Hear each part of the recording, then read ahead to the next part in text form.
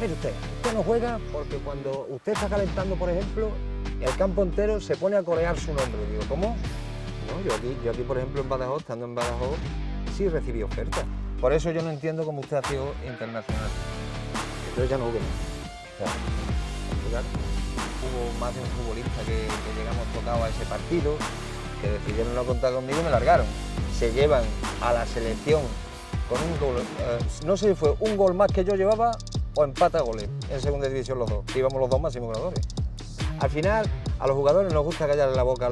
Buenas, estamos aquí con don Rafael Pozo Reynoso, en el 40 aniversario del Frente Blanquinegro, en este marco incomparable que nos ha cedido el Club Deportivo Badajoz y nos ha facilitado por llevar a cabo estas charlas con jugadores del Badajoz para que nos cuenten su historia como blanquinegros, su vida como blanquinegros, porque yo quiero que los aficionados nuevos, los aficionados de ahora, los más jóvenes que no han podido vivir vuestra historia, conozcan un poquito vuestra historia, ¿no? Don Rafael, bienvenido y muchas gracias por estar en Informe Fermini. Gracias a ti. ¿Qué diferencias grandes y nos puedes contar que hay sustancialmente, que lo hablábamos antes de récord, con el fútbol de antes al fútbol de ahora? Bueno, yo creo que la diferencia más sustancial que yo veo, por lo menos, es que hoy día pues, los jugadores prácticamente, o sea, firman 4, 5 años y nosotros prácticamente firmábamos 1 o 2 si acaso, no tenemos que buscar la habichuela para poder renovar al año siguiente o poder coger 2 añitos más, ¿no? Entonces yo creo que esa es una diferencia bastante importante, ¿no?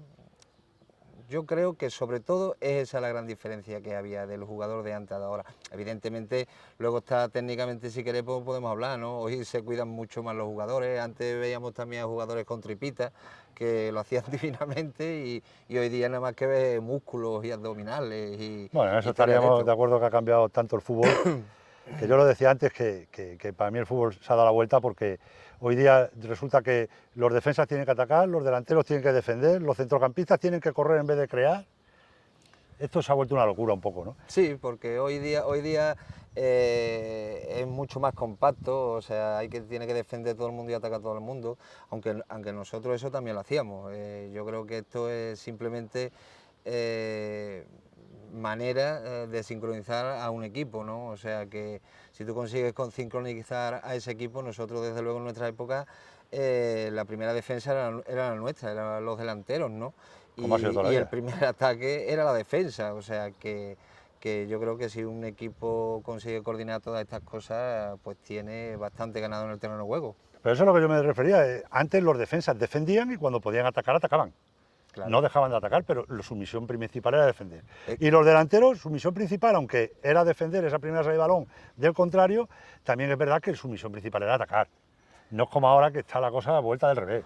Evidentemente, además ahora hay muchos entrenadores que buscan el famoso lateral que sorprende. Yo en eso no me agrada mucho. Puede salir un futbolista como, oye, ha salido Jesús Nava o Alves, exactamente, pero normalmente cada uno, yo siempre he dicho que zapatero a tu zapato, el del tambor que toque el tambor y el del violín que toque el violín, ¿sabes? Así es, don Rafael. Tu llegada al nuevo vivero, ese año 90-91, ¿quién va a buscarte allá a Sevilla? ¿Quién se fijan en ti? ¿Por qué piensan en ti? Bueno, yo creo que en primer lugar lo que se fía en mí es Rogelio Palomo y todo el stand, supongo, del Club Deportivo Badajoz que en ese momento estaba. Y bueno, yo ya me había enfrentado también varias veces, estando en el Sevilla Atlético, a Rogelio Palomo y le había hecho goles. Entonces supongo yo que vino todo por esto y la verdad que un día, pues aparte de que me llamaron que estaban interesados además, pero se presentaron en casa, allí en el pueblo, y la verdad que eso pues a mí me dio bastante seguridad, ¿no? Aparte luego de hablar con ellos y aparte de quedar con el dinero, porque yo quería una cantidad, ellos querían otra, pero la verdad que me convencieron simplemente con decirme es lo que te podemos pagar, y yo vi una persona pues seria en ese aspecto y bueno, y me decidí firmar por el Club Deportivo Badajoz. ¿Verdad? Tu llegada al Badajoz y lo que es el fútbol, ¿no? Tú decías que le habías hecho goles al Badajoz, efectivamente en la temporada anterior yo creo que además le marcas al Badajoz aquí en Badajoz y llegas al Badajoz y tu primer gol como blanquinegro se lo haces al Sevilla Atlético, en la jornada número 2. Así fue. Que íbamos perdiendo 0-1 y es el empate a 1. Cuéntame cómo fue ese gol. Bueno, la verdad que mucha alegría. Yo los goles siempre los he vivido muy efusivamente. Yo sé que he estado toda mi carrera futbolista en el Sevilla, porque desde infantil firmé allí, ¿no? Ese partido había muchísimos compañeros míos jugando, pero la verdad que yo he sido siempre de las personas que he pensado que por el que me paga es por el que hay que dejarse la sangre en el terreno de juego, ¿no? Y eso es lo que he hecho toda mi vida. Que eso realmente es lo que tú trasladabas al terreno de juego y es lo que te hizo conectar de esa manera tan brutal con la afición del Badajoz. Sí, porque a mí, ya te he dicho anteriormente que soy muy efusivo y yo los goles siempre lo he vivido como si fuera el último que metía. Entonces yo cuando metía un gol pues se lo dedicaba al fondo, no, Marcador, marcador, se lo dedicaba a la grada, a tribuna o se lo dedicaba al primero que te hombre, pillara. porque considero que el meter un gol hay que hacer partícipe a todo el mundo, ¿no? Entonces yo creo que eso es muy importante para conectar a una afición con los que estamos en el terreno de juego. Esa temporada hacemos un gran campeonato, salimos campeones con suficiencia en la liga regular, Ujú. pero como yo decía antes con Paco Alegre, tenemos unos directivos de la federación que son así de especiales y así de coquetos, que resulta que al campeón no lo premian. Al campeón le hacen jugar un playoff de 6 partidos. Señor mío, si me he tirado 38 partidos ganando para quedar primero, premieme usted con el ascenso, ¿no? Y, Debería ser así, pero no lo fue, no lo pero no fue. lo fue. No lo fue y tuvimos que ir a una liguilla de ascenso, pero vamos, que fuimos con la misma ilusión, ¿eh? O sea, es verdad que el primer año que nos clasificamos no ascendimos, pues bueno, se dieron varias circunstancias y demás, pero bueno, yo creo que al siguiente, pues después de una seria charla, los Sí. jugadores, después de ese fatídico partido en Compostela, pues creo que conseguimos hacer una magnífica temporada a la siguiente y conseguir el ascenso aquí en nuestro Volvemos un campo. poquito a Santa Isabel. Se hace un playoff de escándalo. Yo creo que en ese playoff una de las claves de no ascender es que no ganamos ningún partido fuera. Y creo que para subir en ese tipo de playoff había que ganar por lo menos un partido fuera. En casa éramos incontestables. 5-0 al Alavés, 4-0 al Compostela, 1-0 si no recuerdo mal al Alcoyano, me parece que fue. Ujú. Pero fuera nos costaba. Nos poníamos perdiendo, empatábamos a 1, pero no, pero llegamos a Santa Isabel. Vosotros, claro, llegáis a Santa Isabel y ves allí a los 4.000 que estábamos allí cuando llegáis con el autobús. Sí es verdad que también había compañeros que no estaban acostumbrados. Yo creo que le tocaron el corazón y se... Porque yo recuerdo que antes del vestuario yo decía a mis compañeros, vamos, que tenemos que espabilar, que mira la gente que hay aquí, que tenemos que ganarle.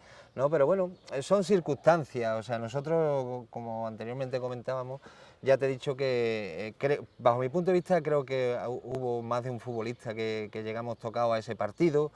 Y eso influyó. También influyó que el partido de Alcoy nos mete un gol que, bueno, no se lo creían ni ellos. Pero no se lo creían porque ese gol entró, me parece, fueron hasta 3 jugadores nuestros en la portería y concedió gol. Que ese partido teníamos que haberlo ganado. Y bueno, se te dan una serie de circunstancias que tiene el fútbol, porque es ley de vida, es ley de fútbol, y bueno, y quiso que ese año pues no ascendiéramos, o sea, pero yo creo que lo disfrutamos más al año Sí, siguiente. y lo que comentabas antes, ¿qué pasa en ese vestuario cuando entráis después de no ascender? Bueno, aparte de estar roto, porque todo el mundo sabe, bueno, sabe hasta cierto punto lo que duele el perder una final, porque aquello fue una final, ver la gente que había allí, la decepción que se llevaron todos, y bueno, yo creo que en ese momento alzamos un poco la voz y dijimos, bueno, no en ese momento concretamente, porque en ese momento es muy complicado en un vestuario después de perder el ascenso, ¿no? Pero sí que cuando estuvimos aquí, cuando llegamos aquí, sí, la gente ya estaba un poco con la cabeza más fría y nos conjuramos y decir el año que viene no se nos va a escapar. Y yo creo que así fue. Sí, nos vamos a ese año que precisamente es el año siguiente en el que sí se consigue el ascenso y precisamente no quedamos campeones, quedamos subcampeones, ¿no? Detrás del Marbella, Efectivamente. efectivamente. Un equipo que empieza con Rogelio Paramo en el banquillo y que termina con Paco Herrera como entrenador. Ujú. Un equipo que parecía que en casa se mostraba muy fuerte, porque en casa éramos muy fuertes, pero eran muy irregulares fuera. Sí, bueno, te vuelvo a repetir, son las circunstancias del fútbol, ¿no? O sea, al año anterior se nos dio todo de maravilla y al año curiosamente, no se nos daba tan bien fuera, ¿no? O sea, creábamos las ocasiones, pero no conseguíamos esa solvencia que teníamos el año anterior, ¿no? Pero bueno, también sabíamos que era una clasificación, o sea que ahí no nos teníamos que poner nerviosos ni precipitarnos y bueno, y entrar en esa liguilla, lo conseguimos y bueno, yo creo que luego en la liguilla pues se vio lo que realmente quería el Club Deportivo Badajoz. De hecho, para mí hay un partido que es clave, que es el de Mendizorroza, en donde haces tú el gol que nos pone por delante, si no recuerdo mal, y ganamos 1-2. Y como bien te decía yo antes, creo que en ese tipo de liguillas ganar fuera era el ascenso.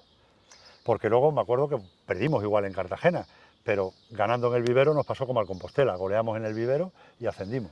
Sí, fuimos más regulares, simplemente. O sea, fuera también hicimos, yo creo que un grandísimo partido en Gijón, en el Molinón, y después hicimos grandes partidos fuera. O sea, yo creo que el equipo en todos los partidos que jugamos fuera. Bueno, los de casa no te cuento porque en No, casa eso se estábamos ganaron como una todos. moto. Se ganaron Estábamos, todos. pero estábamos como una moto. Pero nos llevaba la afición en volanda. Pero la verdad que fuera, pues sí fuimos más regulares, eso hizo que llegáramos, si te das cuenta, igual que el otro. Lo que pasa es que la única diferencia fue que no lo jugábamos en casa. Sí. Y nosotros jugándolo en casa sabíamos que íbamos a ascender, sí o sí. O sea, era la gran diferencia. O sea, ahí no había ninguna duda. Eso lo tenía, todos los jugadores lo teníamos claro. O sea que, es más, ese nos día, ¿cómo sacaron se fuera, vive? nos sacan fuera, pues, además creo que acertadamente, porque, bueno, como ya te he comentado, Sí, sí, yo estaba aquí ese día. la afición de Badajoz es muy efusiva y pensábamos que nos iba a sacar del partido. Y eso fue justamente lo que hicieron, llevarnos fuera y la verdad que estuvimos muy tranquilos, todo el mundo hablando de ese partido, todo el mundo sabíamos lo que teníamos que hacer, todo el mundo sabía a quién tenía que ayudar, todo el mundo sabía que había que dejarse lo máximo en el campo hasta no poder más, o sea, y yo creo que al final pues se vio reflejado en el terreno de juego. Se vio reflejado. O sea, que eso estaba clarísimo y bueno, pues subimos a la Liga de Fútbol Profesional. Fíjate, incluso cuando nos empata el partido Sí, el Cartagena. el Cartagena, yo sabía con toda seguridad que íbamos a subir. O sea, estábamos tan convencidos que lo sabíamos. No, y además que el equipo no baja el pistón, el equipo hace el 2-1, se va por el 3-1, hace el 3-1, se va por el 4-1, hace el 4-1, se va por el 5-1, o sea, era increíble. Yo quería que me comentaras un poco, aunque hubiera un poco volver atrás en la primera temporada, de Rodríguez. Rodríguez, tu compañero de ataque, con el que hizo 15 goles mientras que tú hiciste 22, ¿qué tenía Rodríguez?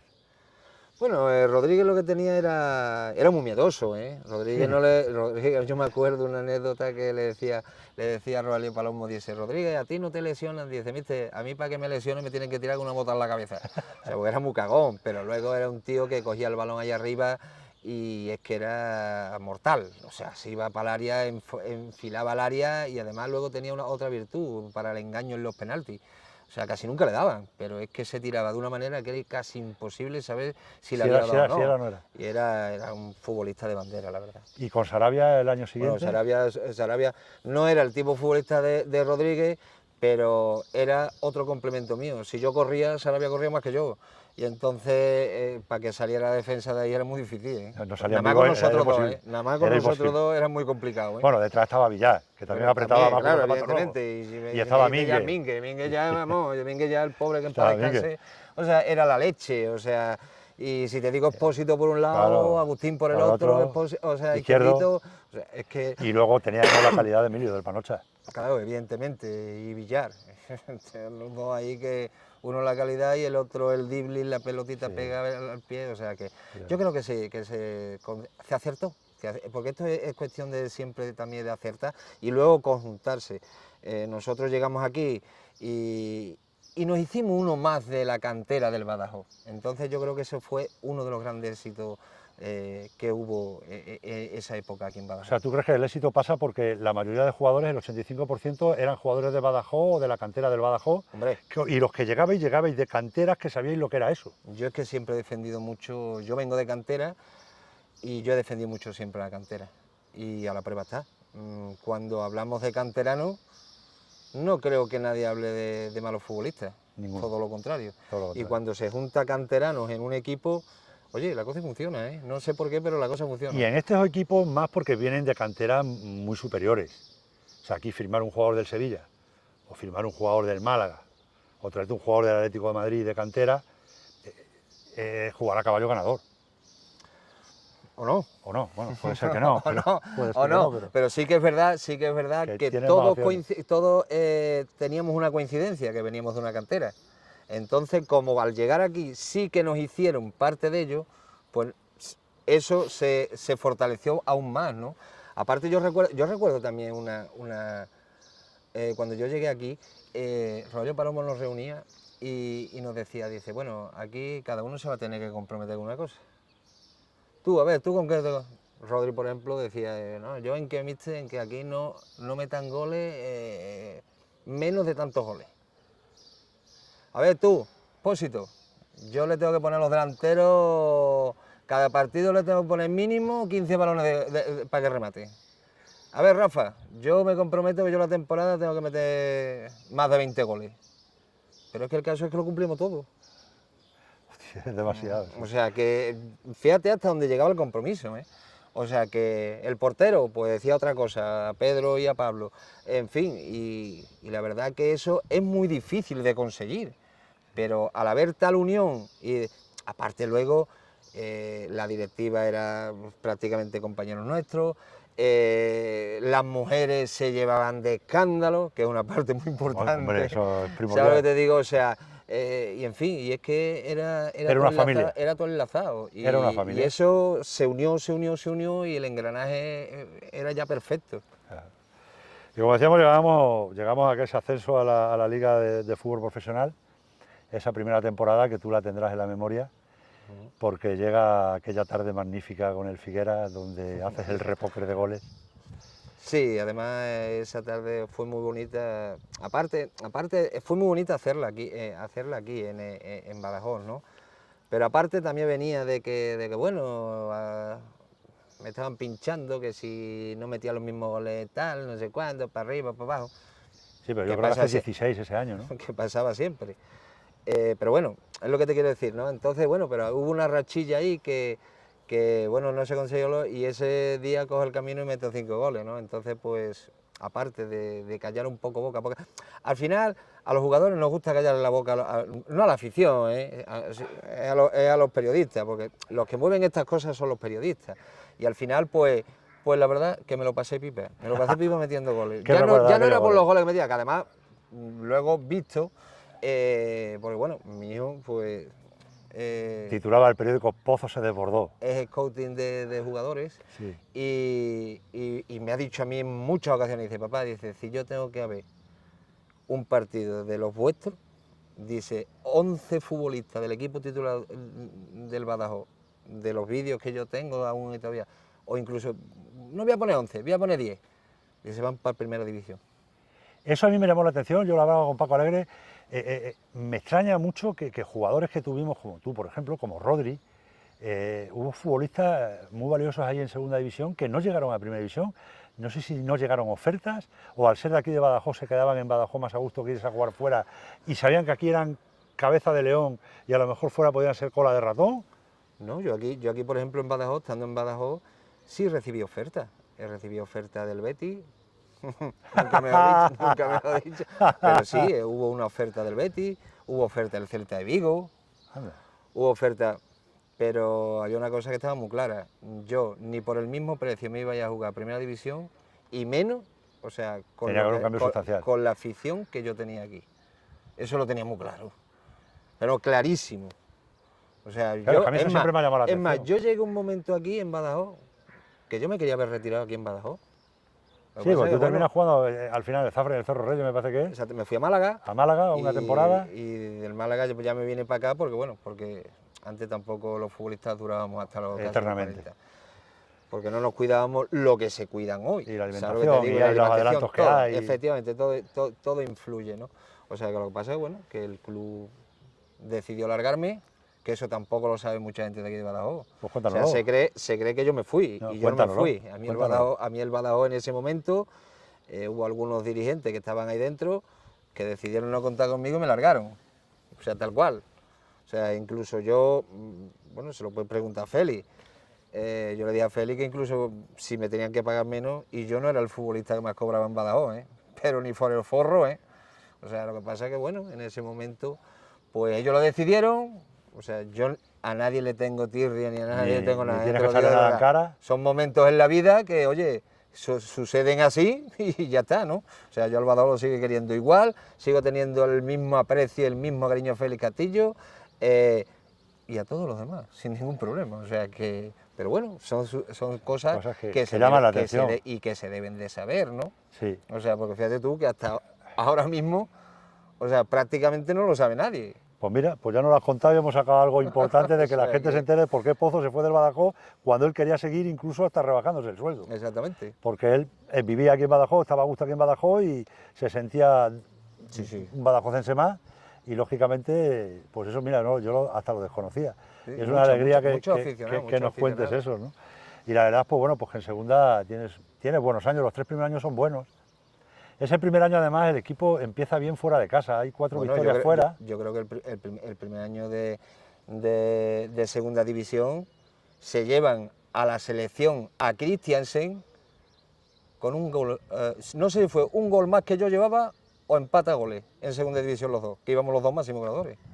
O sea, y se lo llevan a la selección española. Él jugaba en el Barcelona y yo en el Badajoz. Cuidado, Esa es la también, diferencia. también es la diferencia, pero es lo que te quiero decir, ¿no? O sea, que no estaba nada mal, ¿eh? No, de hecho tú esa temporada haces 16 goles Ujú. y juegas 32 partidos, jugaste, casi 2.600 minutos, o sea que haces una temporada completa y bien y a nivel de goles normal.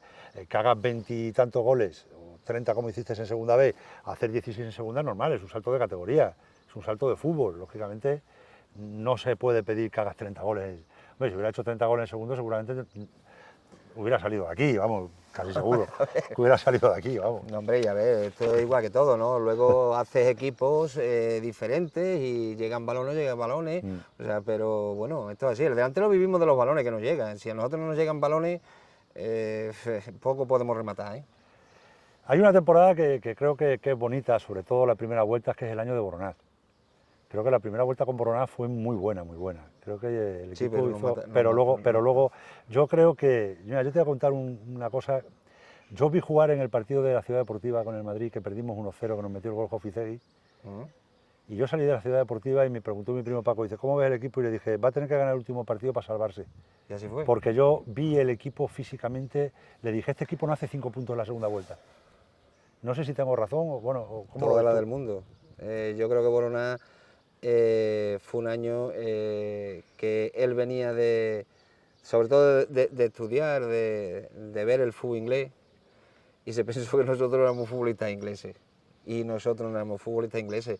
A nosotros nos metías unas tundas que bueno, que yo decía que no era ni normal.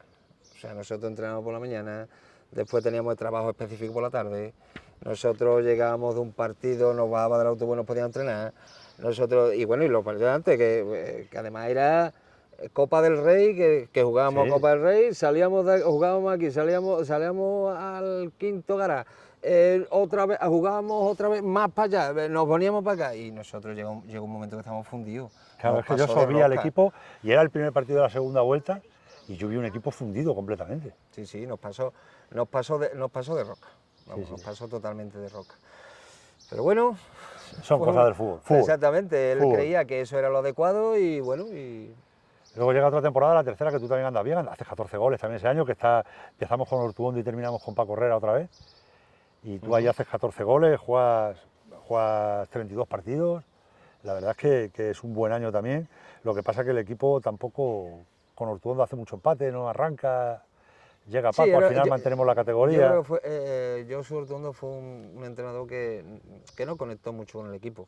Yo creo que estuvimos mejor cuando volví a cogerlo Paco, estábamos más identificados. Y bueno, estuvimos mejor, simplemente estuvimos mejor. Date cuenta que también no sé si fue ese el año de Ortuondo del que se fue Soler. No, eso fue con Boroná. o con Se fue la Boroná. primera vuelta al También, Atlético de Madrid Soler. ajá.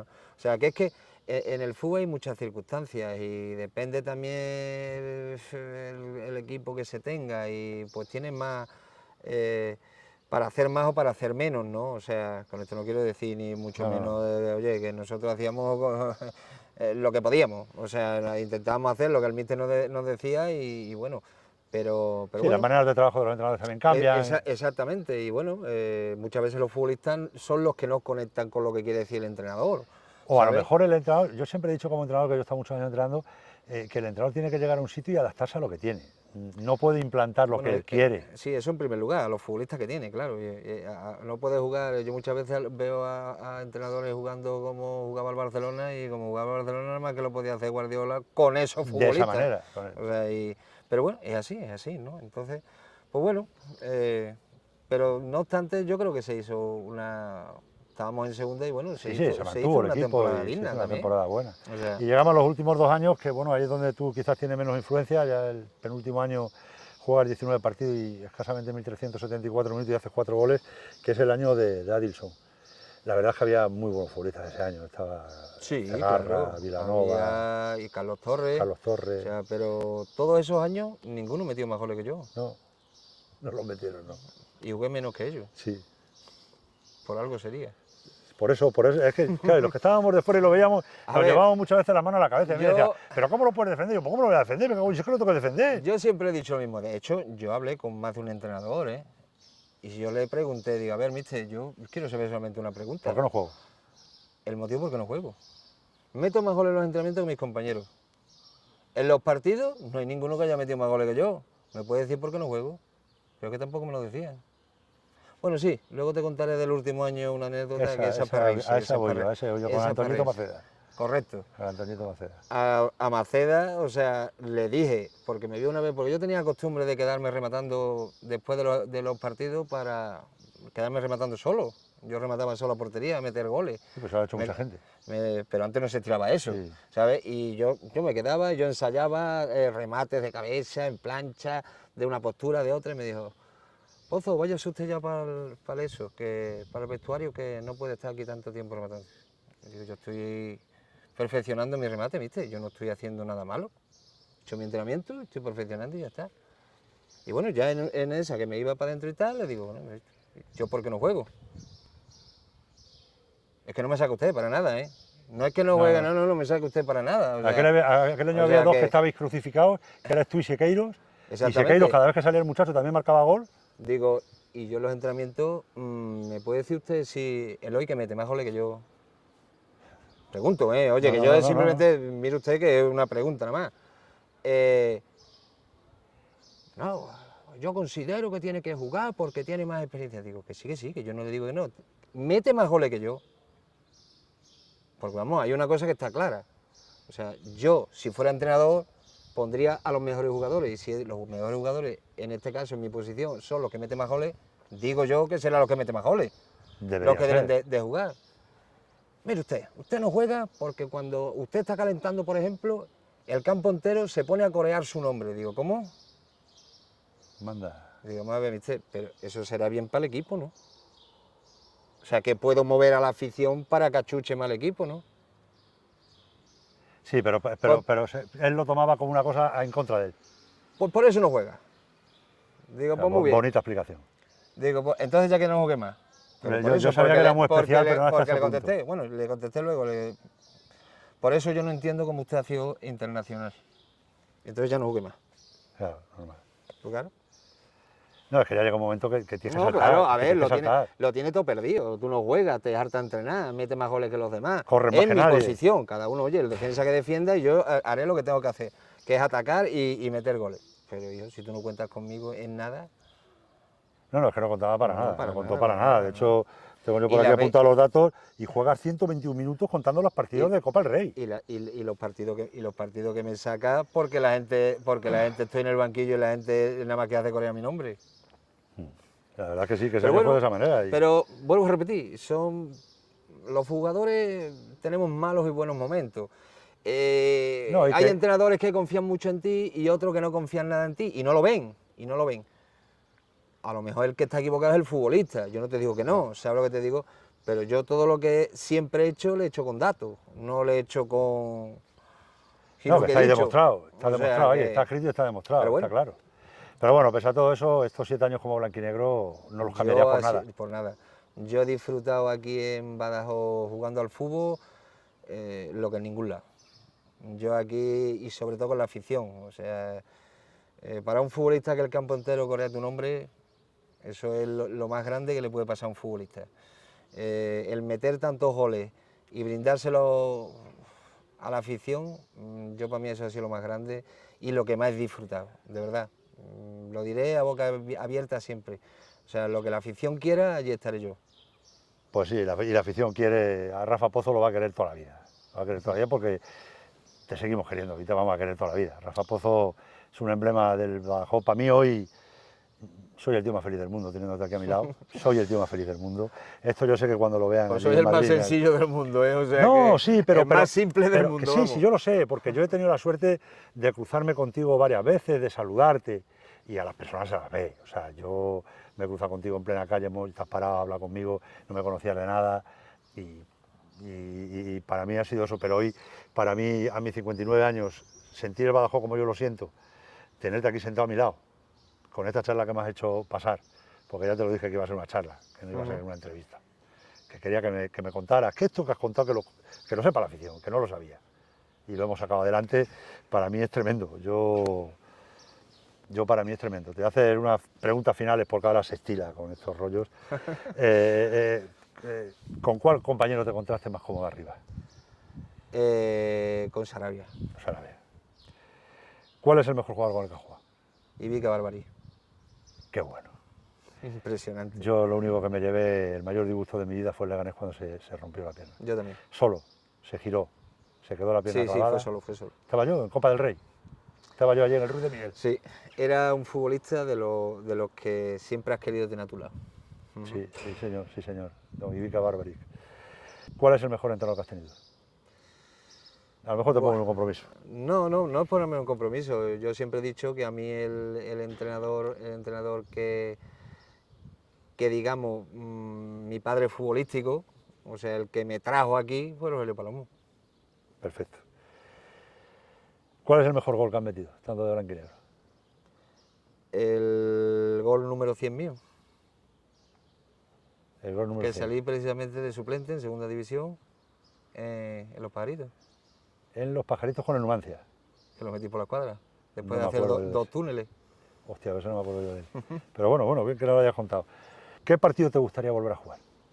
Hombre, el del ascenso, sin duda. El de Cartagena. Sin lugar a dudas. ¿Y cuál partido no volverías a jugar nunca?